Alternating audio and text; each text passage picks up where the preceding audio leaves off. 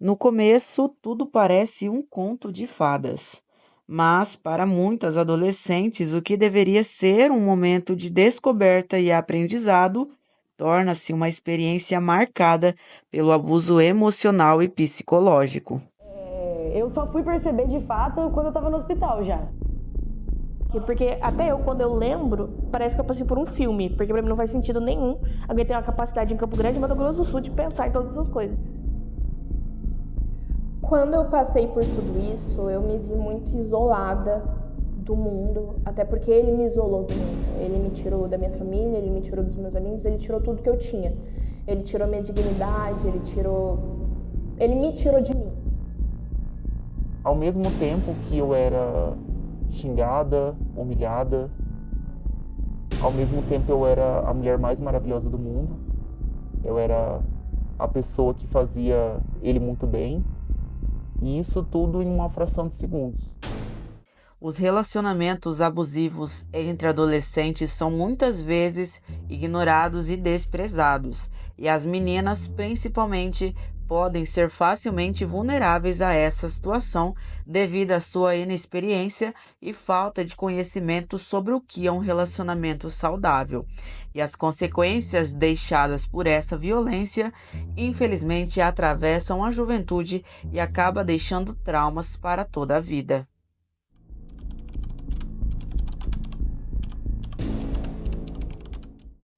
Gabriela Cenciarelli viveu um relacionamento abusivo com apenas 14 anos de idade e, sem saber reconhecer os sinais de abuso, acabou vivendo uma verdadeira história de princesa no início, que logo depois se transformou em um pesadelo.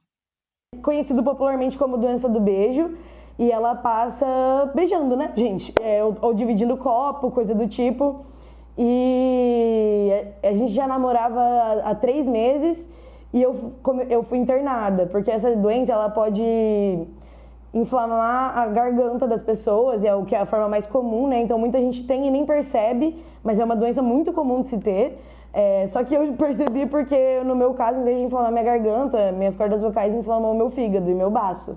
E eu desenvolvi uma hepatite. Então, eu percebi quando eu estava no hospital e, como assim, tem 3 meses de namoro e ele me passou uma doença do beijo que só é transmissível por 45 dias depois que você pega. Os sinais de abuso emocional nem sempre são tão claros como uma agressão física. E para muitas adolescentes, o medo, a culpa e a vergonha silenciam o pedido de ajuda. Karen Silva, de 24 anos, é a prova de que a violência não deixa apenas marcas físicas. Ela também machuca em silêncio. Sei lá, de que eu era nada, entendeu? Que ele podia escolher o período do mês que ele ia ficar comigo. Toda vez que ele ia embora, eu tinha um sentimento de impotência, de solidão, sabe, só coisa ruim. A mesma situação aconteceu com Daniela, de 25 anos. Ela, que sempre gostou muito de filmes e livros de romance, acreditava que encontraria o príncipe encantado da vida real. Mas, na verdade, essa relação abriu portas para muitas inseguranças em diferentes áreas da sua vida. As várias maneiras que ele fazia para eu ser insegura, para eu me sentir insegura em muitos âmbitos, fosse a minha inteligência, a minha capacidade, eu me achar bonita. Ele sempre me comparava muito com outras meninas que eu não conhecia. Eu nunca consegui me comparar a ninguém, eu tive uma criação boa em relação a isso, então não era um problema para mim, eu achar uma pessoa mais bonita do que eu e achar que isso era um problema, né, me sentir menor ou inferior. Mas ele sempre batia muito nessa tecla. A psicóloga Ana Renata Machado, especialista em terapia do esquema e em atendimentos com adolescentes, destaca que o abusador manipula a vítima de uma forma que ela confunda a violência com amor. Qualquer relacionamento que seja abusivo, a pessoa que está sendo abusada, está ali no papel de vítima, né, da história, ela acaba não vendo esses detalhezinhos, assim, ela acha que confunde aquilo com cuidado, com zelo, com amor. É porque ele gosta de mim, por isso que ele não me quer conversando. Eu já vi casos de gente pedir senha do celular, a senha do aplicativo para cuidar, e a pessoa entrega como se fosse algo assim, olha que ok, normal. Ele só quer olhar, ele só quer cuidar. Essa entrevistada preferiu não se identificar neste primeiro momento, por isso chamaremos ela por um nome fictício, Maia Ribeiro. Aos 14 anos, ela viveu um relacionamento que pouco a pouco apagou a sua felicidade, seu jeito entusiasta, suas amizades e também a sua autoestima. Os traumas e as aflições trazidas como consequência dessa violência a acompanhou por muitos anos até hoje. Eu pensava, como é que alguém pode me amar e depois de alguns segundos simplesmente me xingar, me humilhar? Então, era uma situação em que eu tinha diversos sentimentos em que eu me sentia culpada. Na minha cabeça, eu que tinha que mudar pra gente dar certo, eu que tinha que fazer a diferença, que ele era perfeito e que a errada no relacionamento era eu. Nós estávamos indo pra sala e eu tava de mão dada, sabe? Tava de mão dada com ele. E por uma fração de segundos eu soltei da mão dele para ajustar minha calça, eu fui ajustar minha camiseta do uniforme, alguma coisa assim. E tava passando outras pessoas na nossa volta que também estavam indo para a sala de aula. E nisso ele olhou para mim assim, ele percebeu que eu tinha soltado da mão dele e falou assim: "Por que que você soltou da minha mão, sua vagabunda? Você já tá querendo se apresentar para quem aqui?" E aí eu lembro que eu derramei um pouco na cama. E aí ele começou a gritar comigo. Ele nunca tinha feito isso antes. Ele começou a gritar e me chamar de burra, porque eu tinha derramado. E aí eu fiquei em pleno estado de choque, sabe? Porque ele nunca tinha me tratado desse jeito. Até então ele era aquela pessoa que falava mansinho, que me chamava de amorzinho, que me dava chocolate, que me dava bichinho de pelúcia, que me tratava como uma princesa. E na primeira noite que passamos juntos na nossa casa, por uma questão assim, por uma coisa boba, ele gritou comigo, me chamou de burra. Eu tava tão bêbada e tão sem consciência que no outro dia eu fui perceber que eu tava uma queimadura da luz da parede, de tanto que eu fiquei e não percebi na hora. Pra você ter ideia de quanto eu não tava com sentidos, assim, sabe? Eu lembro só de eu falando não e ele falando não, se transar com outra pessoa, você vai transar comigo sim. E isso num espaço público, né, numa festa, e a música estava muito alta, as pessoas não estavam escutando.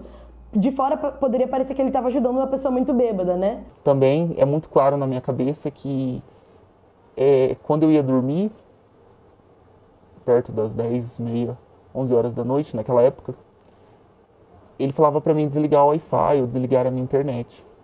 Porque, segundo ele, se eu falasse que eu ia dormir, eu ia ficar conversando com outras pessoas de madrugada nas redes sociais. Então eu desligava a minha internet e aí ele mandava uma mensagem. Se a mensagem chegasse no meu WhatsApp, ele entendia como se eu não tivesse desligado a internet e ainda tivesse online em alguma rede para conversar com outras pessoas. Por parte da vítima, nós percebemos quando ela começa a ser manipulada, principalmente para se afastar dos familiares, do convívio. Muitas relatam que na escola precisam se afastar dos colegas no momento de intervalo, que antes ela socializava no recreio, hoje ela não vai mais, ela fica reclusa, ou se for um colega de sala ou de escola, o namorado, fica somente com ele, evita brigas em excesso, ciúme excessivo. Onde ele conquista, né, o abusador conquista a vítima de todos os jeitos possíveis, assim, geralmente ele vai perceber que é uma pessoa que é frágil, no sentido de que às vezes não recebeu um acolhimento, um amor, uma coisa tão expressiva nunca, e ele vai fazer esse lado, né, ele vai suprir essas necessidades que aquela pessoa vai ter, e aí ele, exatamente sabendo os seus pontos frágeis, ele vai pegar talvez nesse ponto para acontecer o abuso, né? Então, se for um abuso psicológico, ele vai pegar, tá vendo? Você não sabe fazer nada, tá vendo? Você não consegue, você é burra, você não sabe. Ou se ele sabe que você talvez tem uma fragilidade com o seu corpo, ele vai pegar no corpo e vai falar: olha, tá vendo esse corpo? Tá vendo aquela ali é mais bonita. No ciclo da violência, o agressor acaba isolando a vítima a ponto de ficar longe dos familiares, sem amigos e achar a situação bem normal. O manipulador pratica uma violência psicológica que a vítima não consegue identificar o risco que está correndo. Durante o relacionamento eu nunca bati o pé em nada. Eu tinha algumas dúvidas, porque, tipo, será que pode isso? Será que é normal? mas eu não me sentia confiante o suficiente em tirar essa dúvida com ninguém, fosse com os meus pais, fossem com os meus amigos, porque eu achava que às vezes podia ser assim mesmo, eu só estava viajando na maionese.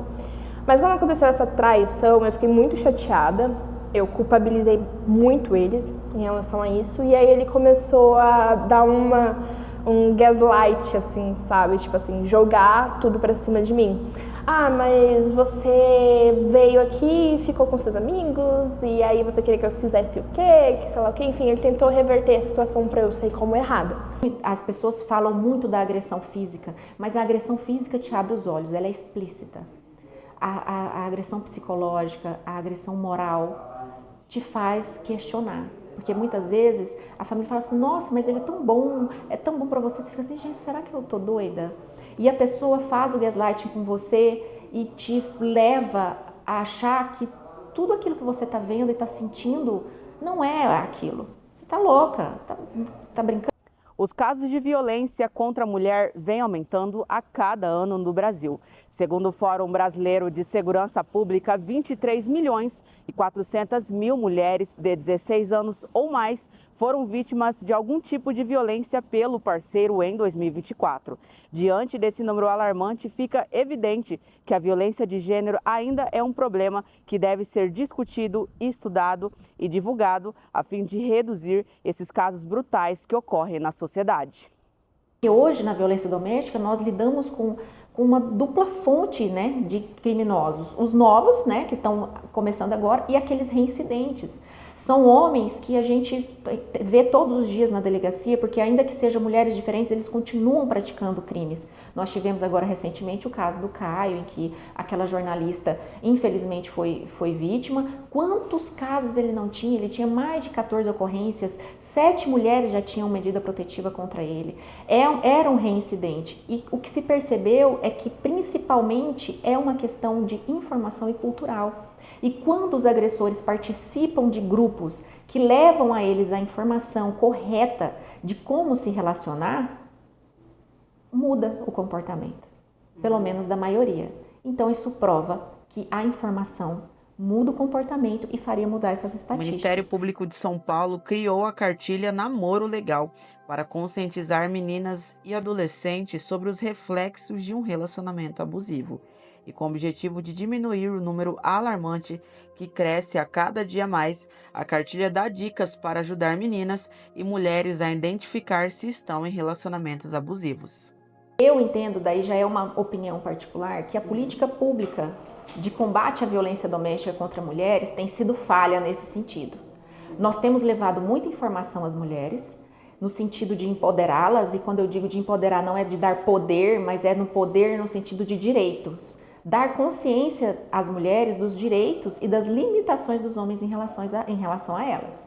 Então elas têm conseguido identificar algum comportamento abusivo, têm conseguido se predispor contra determinados comportamentos. Mas as políticas públicas voltadas ao público masculino não têm acontecido com a mesma imperatividade, com a mesma frequência.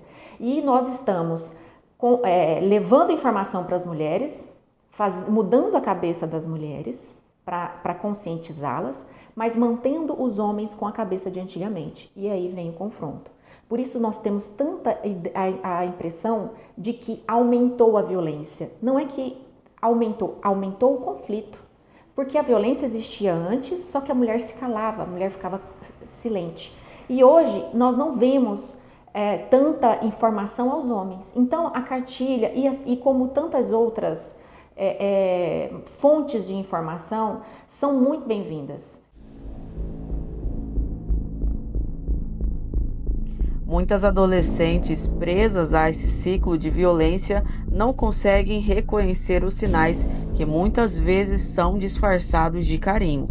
Pela falta de experiência e informação, acabam confundindo controle com cuidado e colocam a própria vida em risco e, em muitos casos, mal conseguem sobreviver para contar a história. Eu comecei a ficar muito depressiva. Então, eu passei pela minha primeira tentativa de suicídio e foi uma situação assim que acho que Deus enviou a Raíssa para mim, de verdade. A gente não se fala hoje em dia, mas ela realmente me salvou, ela me tirou de um relacionamento abusivo, porque ela me alertou. E todo dia ela chegava do serviço 5h30. E eu lembro que eu tinha me entupido de remédio controlado. Acho que era umas 5 horas. E aí todo dia ela ia para casa dela, e nesse dia que eu comecei a convulsionar, ela pegou e só bateu na porta e abriu. Eu sempre deixava aberto, era condomínio, e ela pegou e abriu e me viu no chão. E ela ligou para ambulância. Então, assim, a Raíssa me salvou, acho que umas 2, 3 vezes. Ela nem sabe disso, tadinha. Que foi quando nós estávamos no intervalo da escola. Eu já tinha relatado para ele que eu não queria mais ficar com ele, não queria mais namorar ele. E eu estava conversando com um amigo meu, ali no intervalo da escola, e o sino bateu pra gente ir pra sala, né, pra retornar. E foi quando ele me puxou e ele acabou mordendo as minhas costas. No momento que ele mordeu as minhas costas, ele já tinha feito isso outras vezes, entre mordidas, beliscões, eu acabava às vezes ficando muito vermelha e até mesmo roxa. Mas nesse dia em específico da mordida que ele deu nas minhas costas, foi uma mordida que acabou perfurando a minha pele, saiu sangue no dia. E a partir daquele momento, eu falei, isso aqui não dá mais pra mim. Muitas vezes acreditamos que existe um perfil específico para quem sofre e vivencia um relacionamento abusivo, mas isso é um mito. Infelizmente, essa realidade atinge pessoas das mais diversas formas, até aquelas que jamais imaginaríamos. Eu sou esse caso, eu vivi um relacionamento, não só um, né? Todas nós em algum ponto tem, mas eu vivi um relacionamento extremamente abusivo. Que me prendeu, parecia uma areia, eu falo, era uma areia movediça, eu me debatia, mas eu afundava. Eu já era policial para mostrar que não tem perfil, qualquer mulher, basta ser mulher, está sujeita a isso.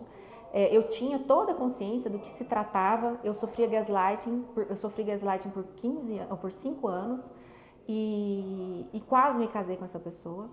Foi com muito trabalho, aos poucos, e eu fazia terapia, mas foi aos poucos para eu conseguir ver que eu não estava louca, porque eu já tinha ouvido isso de outras vítimas e eu vivenciei. E às vezes essa pessoa até conta histórias de outras mulheres, cobra justiça e também dá voz a quem precisa ser ouvida. Mas o que ninguém imaginava é que essa mulher também seria eu. Não é fácil admitir, eu confesso. O controle, o medo e as palavras machucaram mais que um tapa. Mas hoje eu escolhi falar porque sei o quanto é difícil sair e o quanto é necessário mostrar que isso pode acontecer com qualquer uma. Eu fui vítima de um relacionamento abusivo com apenas 14 anos de idade. E assim como muitos adolescentes, eu acreditei que naquela época tudo que eu vivi era apenas uma fase ruim. E hoje, ao revelar a minha história e trazer um dos meus maiores traumas, inclusive, na verdade, traumas com cicatrizes, eu espero que outras meninas e também mulheres entendam que o amor nunca deve machucar a gente, nunca deve silenciar e muito menos controlar. Superar um relacionamento abusivo é possível. A informação, a escuta acolhedora e a rede de apoio de pessoas próximas são caminhos para a reconstrução da autoestima e também da autonomia. Eu acho que o mais importante da terapia é fazer o adolescente se entender e ele saber os limites dele, saber os limites naquela relação. O que é saudável para mim? O que não é saudável? E aí talvez numa próxima relação ele já consiga se colocar. Então, assim, se vai surgir uma voz mais alta ali numa hora de uma discussão, ele vai falar, não, pera lá, se você for falar comigo desse jeito, já não tá certo. E aí ele vai começar a entender o que é certo, o que é errado, o que eu gosto, o que eu não gosto, o que eu tenho que aceitar, o que eu não preciso aceitar dentro de um relacionamento. Demorou um bom tempo para eu ficar aprender a não ficar tão em alerta com as pessoas assim. Então eu me privei muito de muitas coisas, de muitas pessoas, de muitas experiências por ficar traumatizada. Então, por exemplo, eu tenho meu relacionamento agora e tal. Aí, se o meu namorado brinca com a possibilidade de falar em sexo anal, eu já, não. É algo que te traumatizou. Exatamente. Então, eu sou ainda muito traumatizada, ainda tenho muitos gatilhos emocionais que eu não consegui resolver, mesmo em terapia, mesmo em muita coisa. E vivendo como um dia após o outro, né? Fazer o quê? Enquanto provavelmente ele deve estar super bem vivendo a vida dele. Sejam intolerantes. Ao primeiro sinal, corra. A gente não tem chance. Porque às vezes a gente vê um sinal aqui, outro ali, a gente fala assim, mas isso aqui... E a gente vai relevando, e foi isso que eu fiz. Eu falei, não, mas eu vou relevar isso. Essa reportagem foi feita como um convite e também um alerta para que juntas possamos enxergar e superar essas violências que muitas das vezes são invisíveis e silenciosas. Se atente aos sinais, converse com os amigos próximos e procure ajuda. Cadê meu celular? Eu vou ligar pro 80, vou entregar teu nome e explicar meu endereço. Aqui você não entra mais, eu digo que não te conheço e jogo água fervendo se você se aventurar. Eu solto o cachorro e apontando pra você, eu grito pé. Eu quero ver você pular, você correr na frente dos vizinhos. Você vai se arrepender de levantar a mão pra mim. Cadê meu celular? Eu vou ligar pro 80. Vou entregar teu nome e explicar meu endereço. Aqui você não entra mais, eu digo que não te conheço e jogo água fervendo se você se aventurar. Eu solto o cachorro e apontando pra você, eu grito pé.